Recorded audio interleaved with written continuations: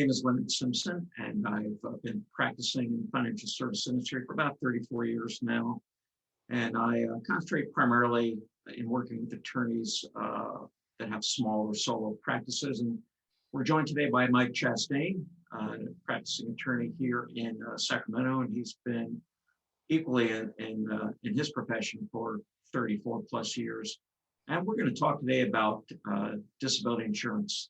So, Mike, having been an attorney for so many years, why do you think a young, healthy attorney should even consider buying disability insurance?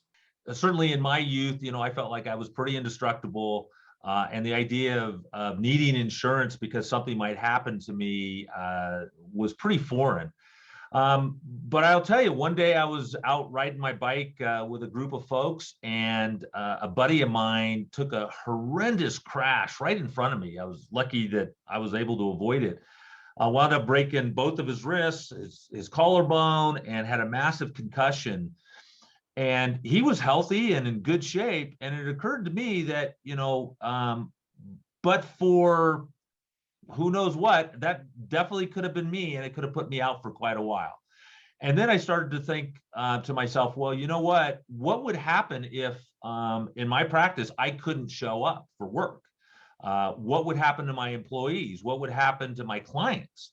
And it became pretty clear to me that it was really important for the financial stability, not only of my firm, so that my employees would know that if something happens to Mike, they still have a job, or at least long enough to figure out what else to do. The doors don't just close, but also, for the well-being of my clients.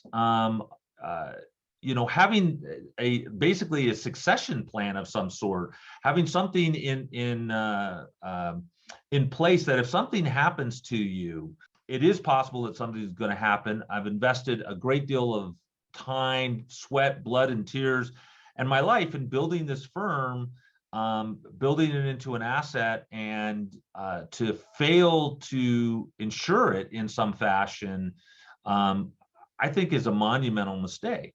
Leonard, you can certainly speak to this, but the younger you are when you start that process, the cheaper it tends to be.